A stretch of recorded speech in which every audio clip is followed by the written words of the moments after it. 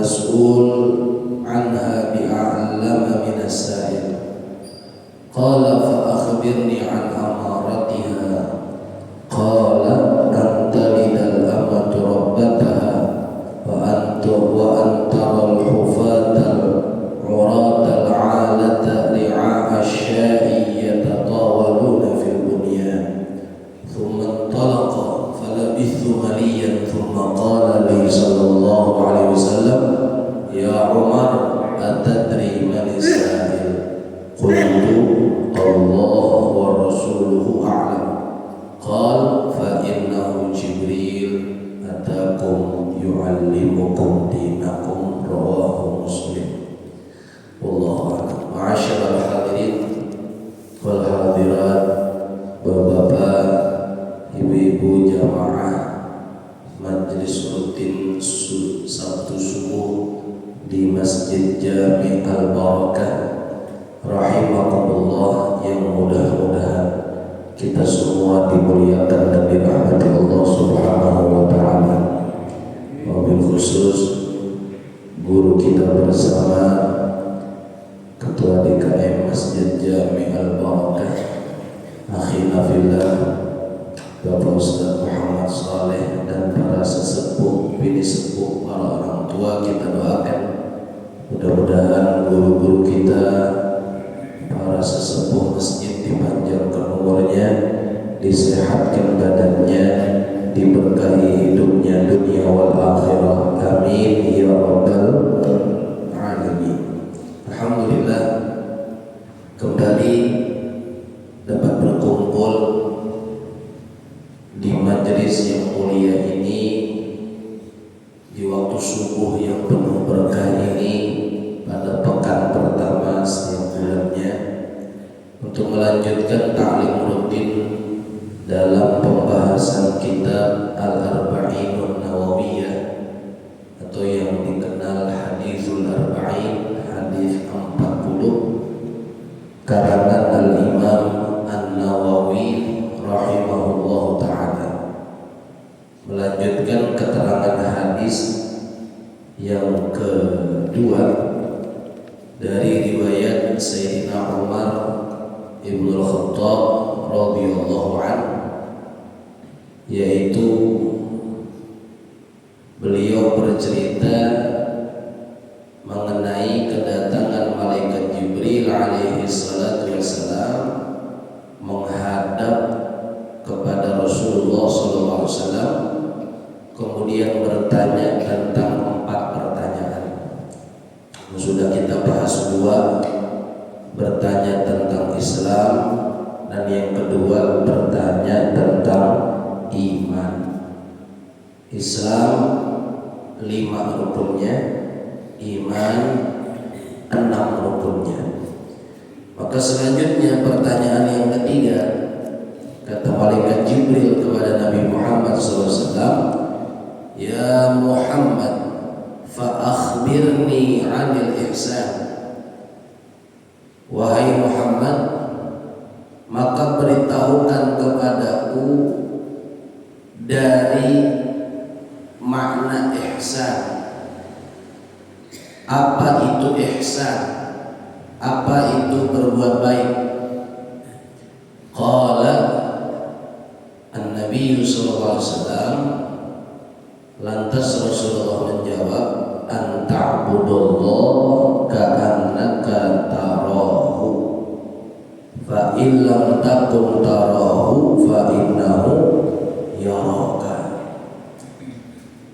Ya, sungguh indah ucapan untayan kalimat ajaran baginda Rasulullah sallallahu alaihi wasallam. Bahasanya sederhana tetapi dapat dipahami oleh kita semua. Kata Nabi, Pak, ibu-ibu, ihsan itu adalah anta'budallaha ka'annaka tarahu. Ihsan itu kamu beribadah kepada Allah, kamu menyembah Allah, kamu tunduk patuh terhadap Allah seakan-akan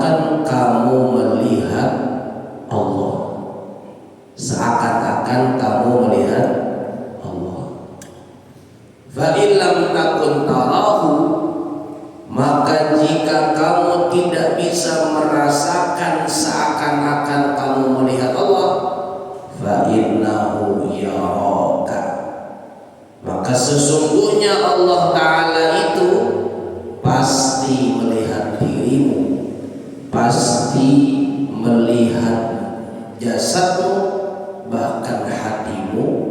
Allah senantiasa menyaksikan gerak-gerikmu. Subhanallah. Jadi Bapak Ibu jemaah sekalian rahimakumullah, di poin yang ketiga Nabi ngajarin tentang ihsan, tentang ihsan. Ihsan ini maknanya banyak. Ihsan maknanya banyak. Kalau adil itu menempatkan sesuatu pada tempatnya. Benar ya Pak? Adil itu menempatkan sesuatu pada tempatnya.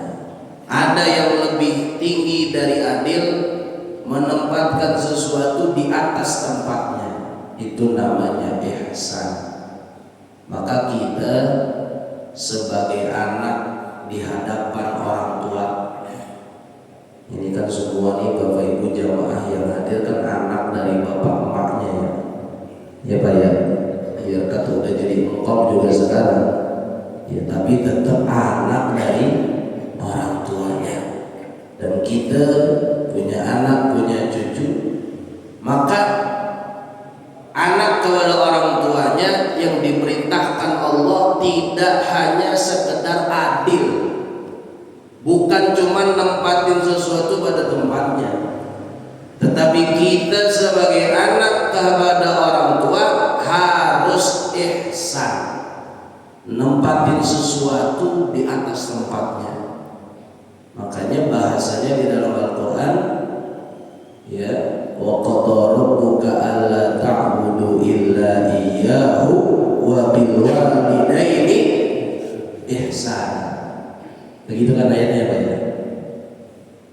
Allah telah menetapkan kepada kalian, kepadamu, janganlah menyembah selain Allah, jangan mensekutukan Allah dengan sesuatu apapun.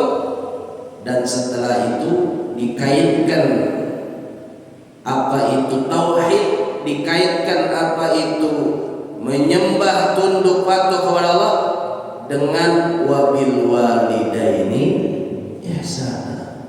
Dan kepada kedua orang tua hendaknya kalian berbuat ihsan, bukan berbuat adil ya.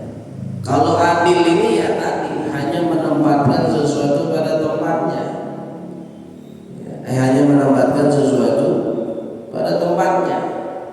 Tapi yang Allah perintahkan ihsan, lebih dari adil ya. Makanya bakti sama orang tua gak ada habisnya. Bakti sama emak bapak kita nih Pak, kagak ada matinya.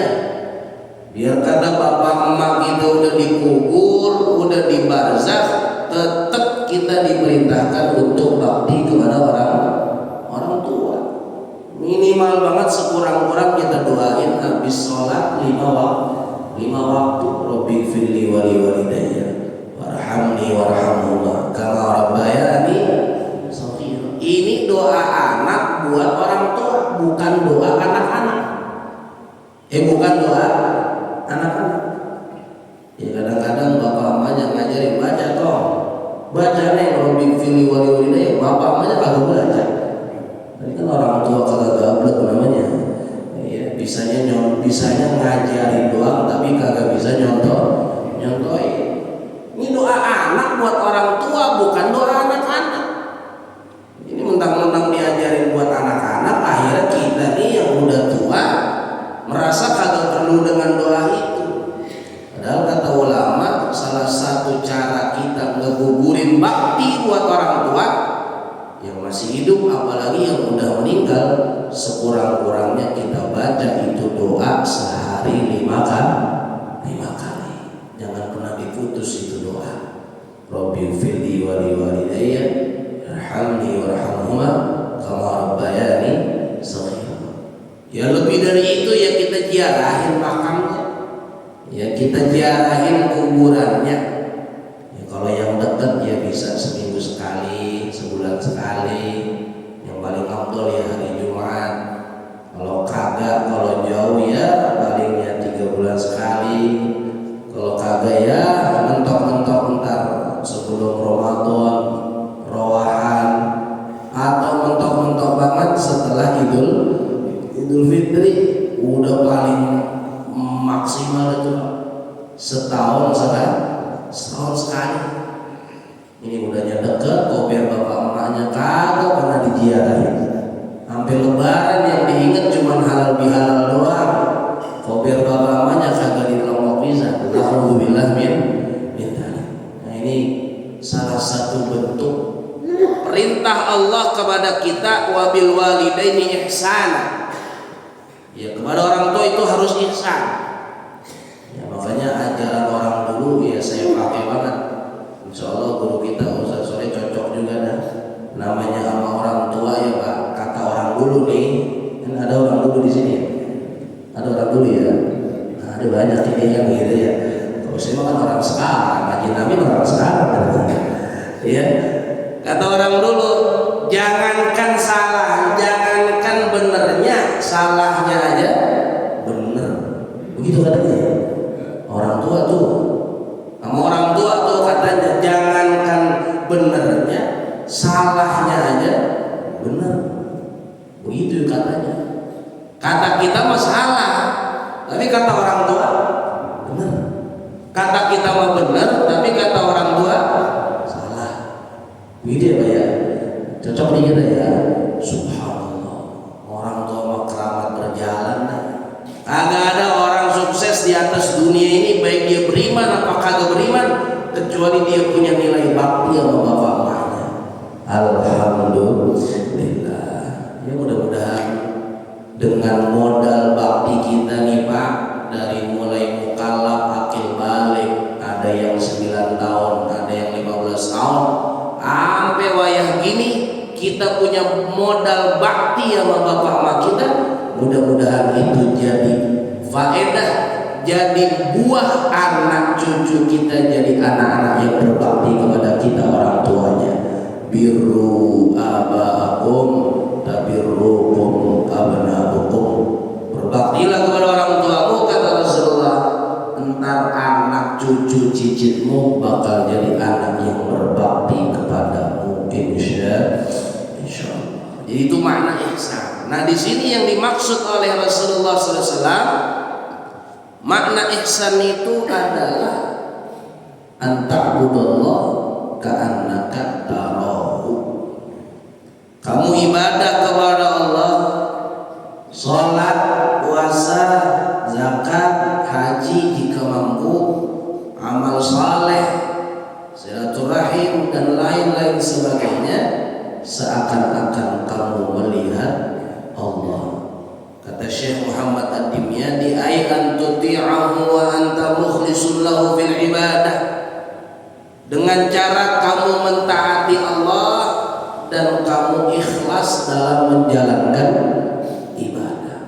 Khadi'un dzalilun khasyik.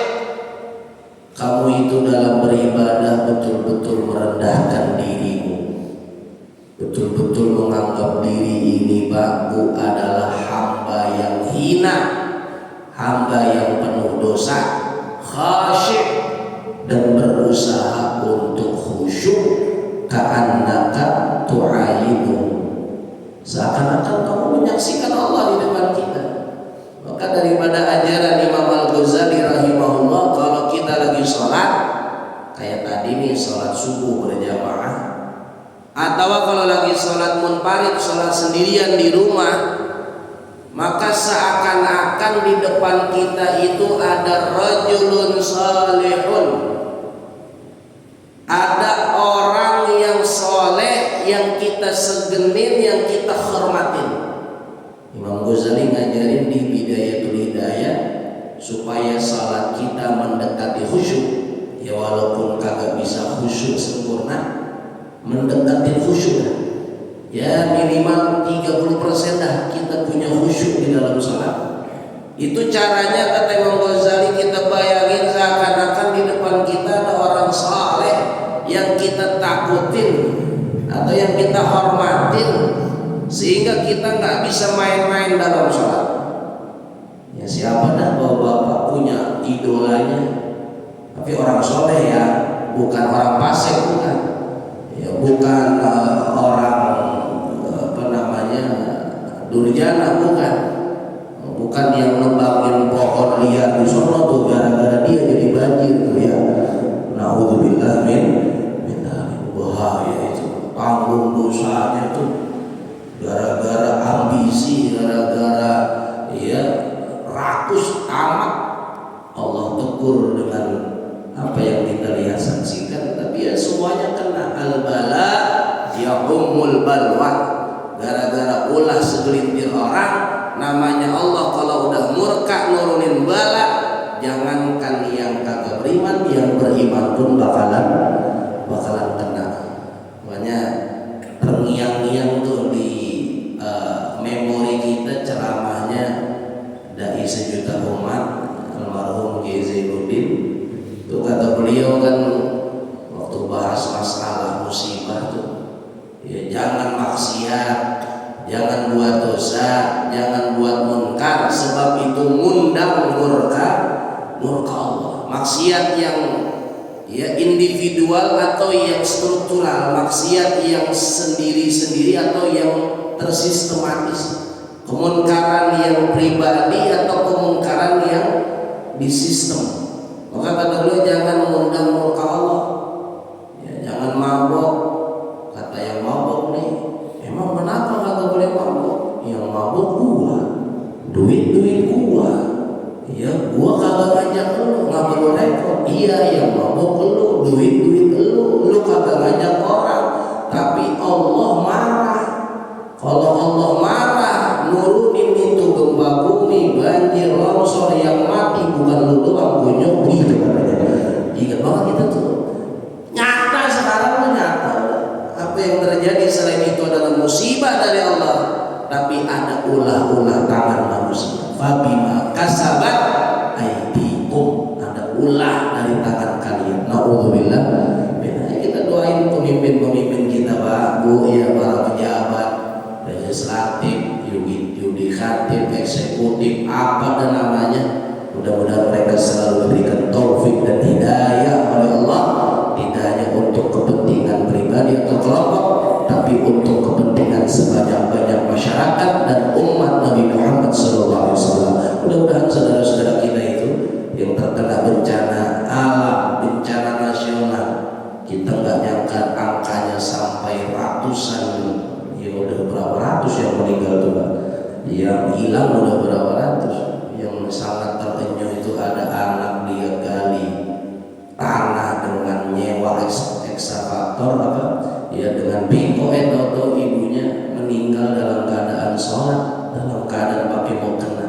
Duhai indahnya wafat dalam keadaan husnul khatimah. Udah matinya dapat pahala syahid.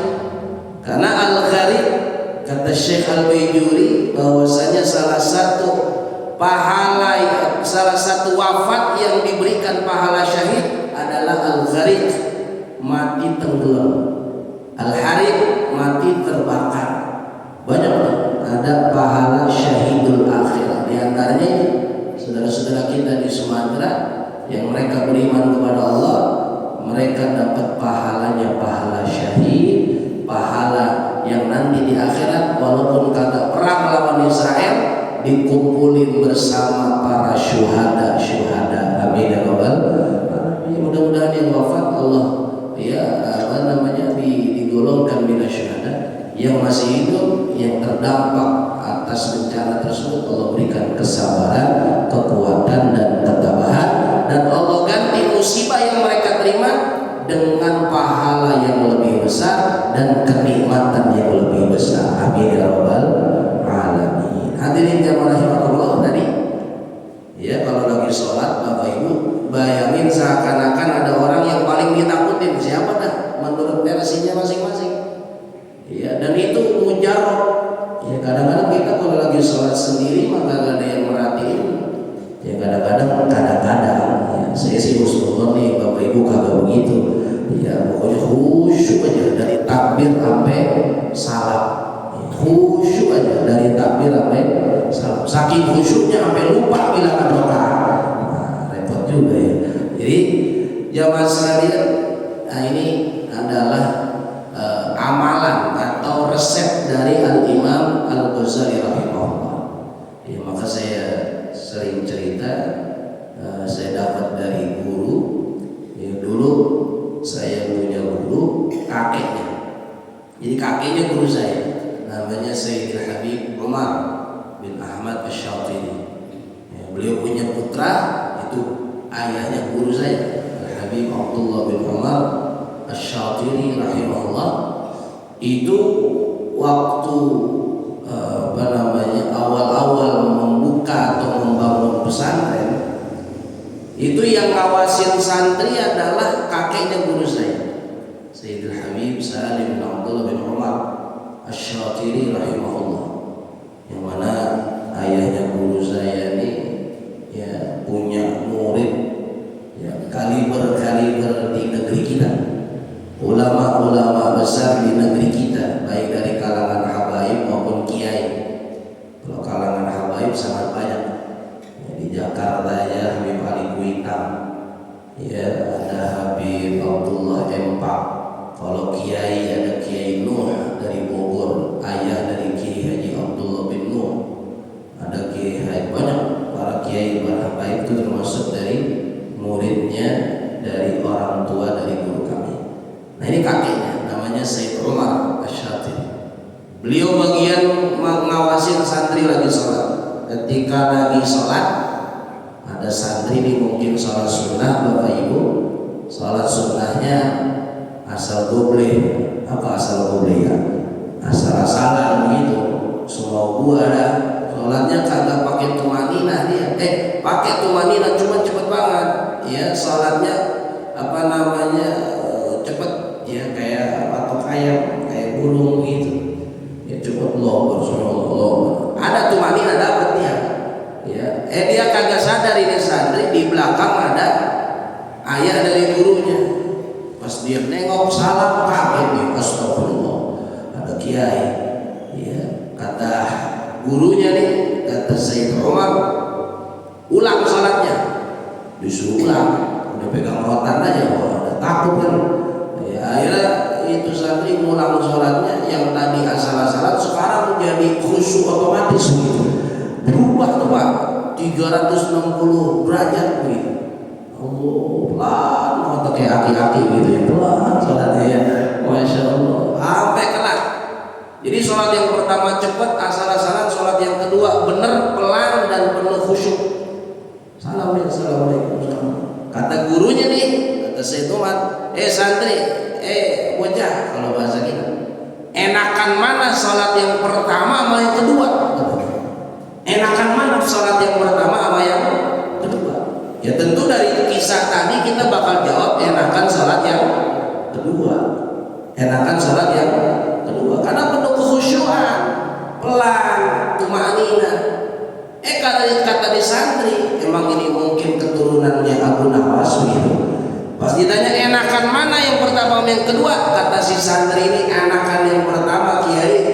Loh kok enakan yang pertama? Iya, yang pertama saya sholat buat Allah, yang kedua saya sholat karena takut Kiai gitu katanya. Nah ini anekdot apa cerita ternyata ini bukan anekdot, ini ceritanya. Pas ditanya enakan mana? Enakan yang pertama, sebab saya sholat buat Allah. Yang kedua saya sholat karena takut. Iya, kira-kira kita realnya nih, kita faktanya yang mana kira-kira kita? Kita takut sama Allah apa takut sama orang kira-kira? Jadi ala kulli hal inna sholati wa nusuki wa mahyaya wa mamati lillahi rabbil alamin. Itu udah ikrar kita tuh.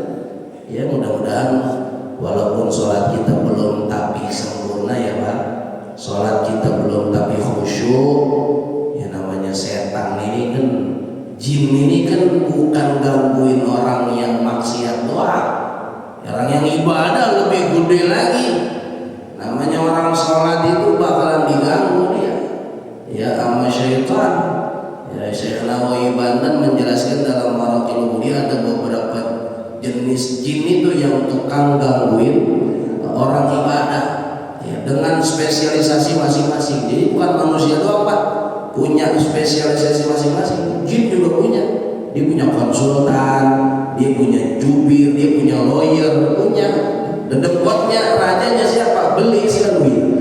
Jadi belis ini punya pasukan jin yang selalu menggoda, mengganggu dan membujuk manusia, khususnya umat Nabi Muhammad SAW.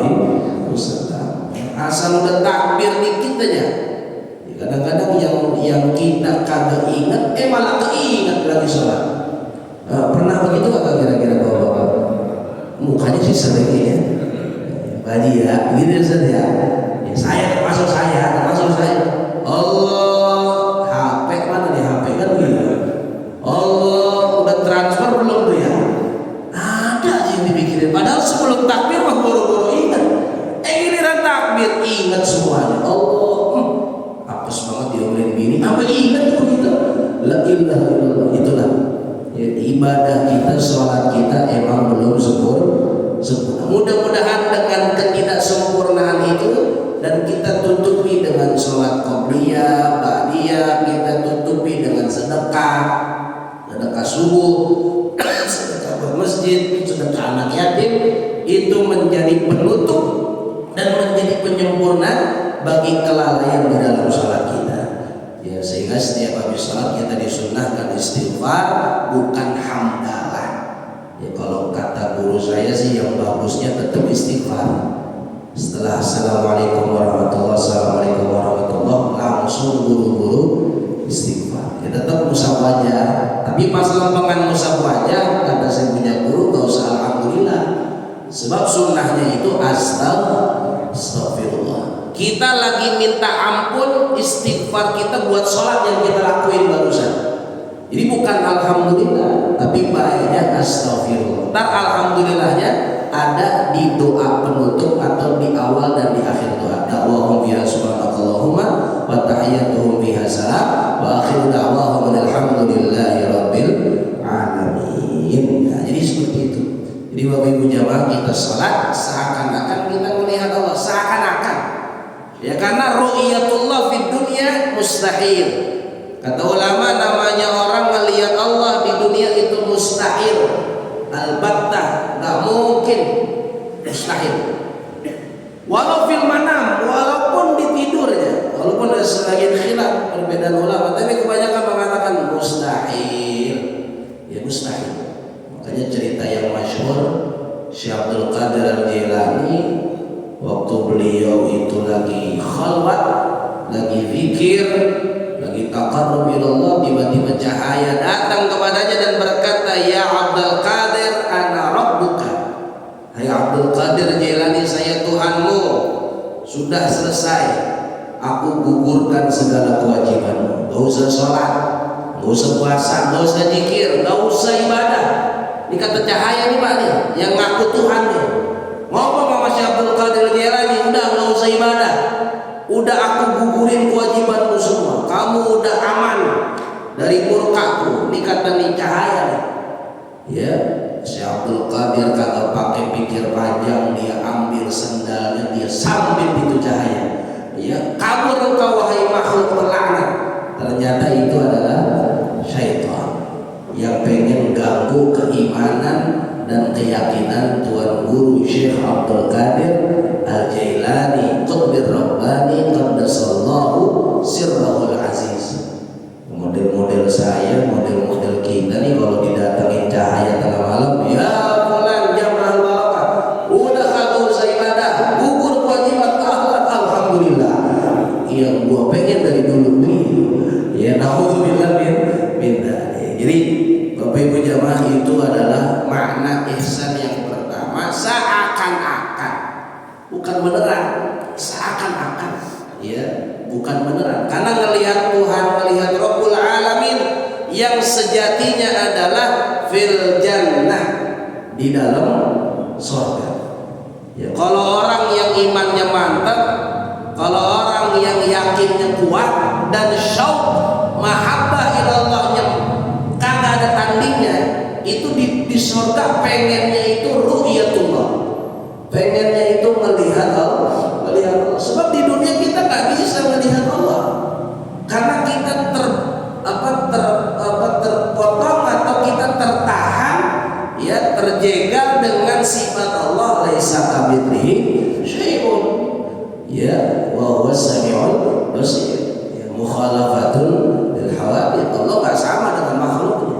Tapi nanti setelah di dunia, di akhirat sudah nggak ada lagi itu. Dibukakan semua hijab oleh Allah. Maka termasuk doa yang kita baca, Pak, ya, ibu-ibu yang diajari nama guru-guru tua dulu, yang diajari nama orang tua dulu, ya, rata-rata kita bisa itu doa, alhamdulillah, doa selamat. Ya, bocah sekarang mau buru-buru. Ya, kalau dulu kan minimal banget doa selamat. Allahumma inna nas'aluka salamatan fid din. Ya Allah, saya minta selamat dalam agama. Jangan sampai agama saya rusak. Ya, wa afiyatan fil jasad, sehat afiat di badan. Ya, wa ziyadatan fil ilmi, dan bertambah ilmu saya. Wa barakatan fil umri, dan berkah usia saya. Ya, umur yang berkah itu umurnya pendek, umurnya sedikit tapi amalnya banyak. Ya, kayak bapak ibu, bapak-bapak nih, umurnya pendek kita nih 60-70 umat Nabi Muhammad, tapi amalnya banyak. Siapa orang yang sholat subuh berjamaah, baca zikir, baca wirid, ta'lim, sampai nanti isyraq, sampai nanti terbit matahari, kemudian sholat sunnah 2 rakaat isyraq, usolli sunnatal isyraq, ya, sekurang-kurang dari terbit 16 menit dah, ya, atau baiknya 10 menit dah, sekurang-kurang begitu, ya, ya, dari waktu isyraq kita niat usolli sunnatal isyraq raka'ataini lillahi ta'ala. Rakaat pertama Ustaz kuliah, yang kedua qul huwa. Kita sholat 2 rakaat setelah terbit matahari seujung tombak, maka pahalanya dapat pahala haji sempurna, sempurna, sempurna. Alhamdulillah. Sholat 2 rakaat pas terbit, setelah terbit matahari seujung tombak, sekurang-kurang 10-15 menit, 16 menit, maka pahalanya pahala haji sempurna, sempurna, sempurna. Masya Allah. Umurnya pendek tapi amalnya panjang, umurnya sedikit tapi amalnya banyak. Itu namanya wa barakatan fil umri. Ini yang repot kalau nggak ada berkah di umur, umurnya pendek atau umurnya panjang tapi amalnya kagak. Nah, ini yang bahaya ini.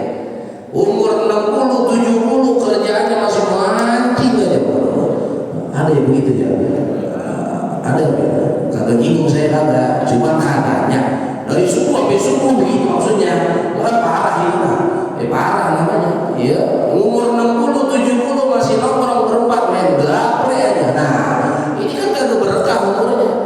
Ya kagak berkah, Pak. Nah, kagak lucu, lagi sedang imut-imutnya itu, Pak. Ya, jadi Bapak Ibu jamaah tuh, berkah di umur, wasihatan fir rizqi, luas rezekinya. Rezeki bukan cuma duit. Kadang-kadang kita ini menyempitkan makna rezeki. Kita taunya rezeki duit. Allahumma inna nas'aluka rizqan wasi'an halalan thayyiban mubarakan. Banyak kita mintanya, ya Allah, berikan rezeki yang halal, yang banyak, yang luas, yang thayyib, yang berkah. Kata malaikat, banyak banget mau lu katanya. Ya, padahal makna rezeki bukan cuma duit, bukan cuma saldo ATM, bukan cuma investasi, bukan cuma saham, bukan cuma kripto, macam-macam. Tapi rezeki itu kata Imam Ibnu Ruslan dalam Safwatus Sabat, warizqu ma yanfa' walau muharrama. Rezeki itu apapun yang bermanfaat dalam hidupmu, walaupun itu dari sesuatu yang haram, walaupun lil ghayah. Ya, tapi kita berharapnya yang halal. Rezeki apa aja yang halal? Ya, rumah tangga kita afiat, selamat, manusia rezeki. Anak-anak kita tumbuh dewasa tanpa ada cacat sedikit pun, rezeki. Lulus wisuda, ya keterima PNS, nggak pakai sogok menyogok, rezeki. Alhamdulillah tinggal di lingkungan yang baik, rezeki. Alhamdulillah duduk taklim kagak pakai ribet-ribet, teh udah datang di depan kita, itu apa yang itu? Ya kan supaya dapat teh, kan dapat apa namanya sarapan, rezeki. Apa aja dah yang manfaat buat kita, itu namanya rezeki. Kemudian barulah kita minta doa, Allahumma nas'aluka apa namanya, Allahumma hawwin 'alaina fi sakaratil maut wan najata minan nar wal 'afwa minal hisab wa amana minal 'adab wa nasiban minal jannah. Ringankan sakaratul maut ya Allah, selamatkan dari siksa kubur dan siksa neraka, masukkan aku ke dalam surga, warzuqnan nadhara ila wajhikal karim. Ya Allah, anugerahkanlah kepada kami, kepada istri dan anak cucu keturunan kami, dapat melihat Zat-Mu yang mulia di dalam surga. Amin ya Rabbal alamin. Kata ulama, setinggi-tingginya nikmat surga adalah dapat melihat Rabbul Alamin, dapat melihat Allah Subhanahu wa ta'ala. Itu nikmat yang paling tinggi. Makanya kalau para ulama, para aulia, itu nikmat yang mereka pengen di surga dua, ru'yatun nabi, kemudian ru'yatullah. Minimal di tahap awal masuk surga, ibarat kata baru masuk apa namanya pintu surga, yang pertama kali mereka pengen lihat adalah melihat Nabi Muhammad sallallahu alaihi wasallam. Ulama tuh, kalau kita makan bapak pengennya melihat bidadari surga kan begitu, penasaran kita bentuknya bagaimana dia. Kalau ulama, aulia, orang saleh masuk surga, pengennya yang dia lihat wajhu Rasulillah, keindahan wajah Nabi Muhammad sallallahu alaihi wasallam.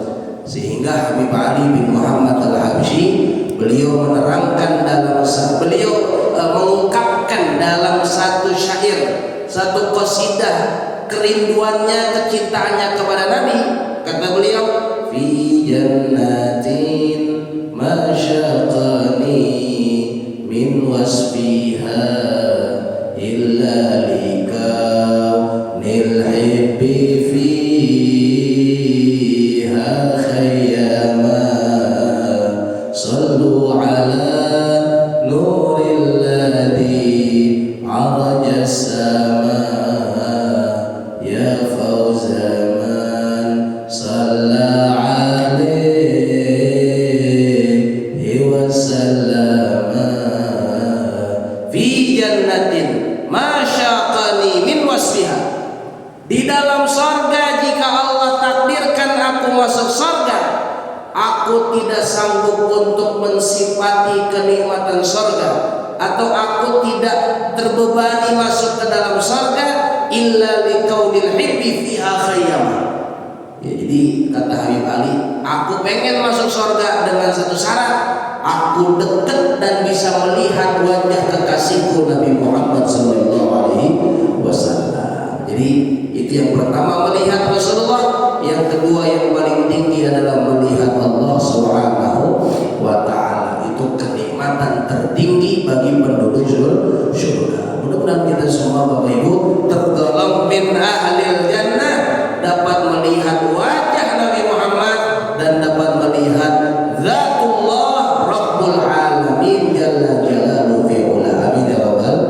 Kalau kita kagak bisa seakan-akan melihat Allah, fa innahu yaraka, maka pastikanlah Allah selalu melihatmu. Ya'lamu kha'inatal a'yun wa ma tukhfis sudur. Allah selalu menyaksikan dan memperhatikan dan melihat gerak-gerik diam, ucapan, berbuat, tingkah laku, gerak kaki dan sebagainya.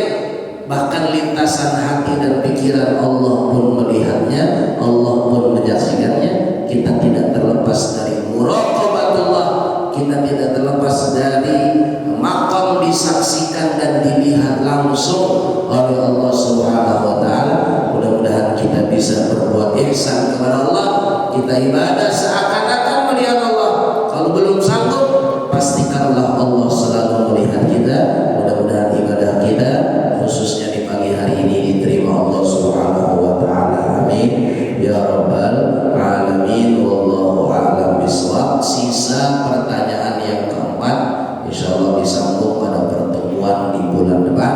Mudah-mudahan kita semua diberikan taufik dan hidayah, dan yang hadir Bapak Ibu jamaah yang sakit mudah-mudahan Allah sembuhin penyakitnya, yang kurang sehat mudah-mudahan diberikan sehat afiat, yang sempit rezekinya mudah-mudahan diluaskan diberkahi rezekinya, yang hadir hajat-hajatnya segera dikabulkan Allah Subhanahu wa taala. Ala hadhihi niyyah wa likulli niyyah salihah. Al-Fatihah.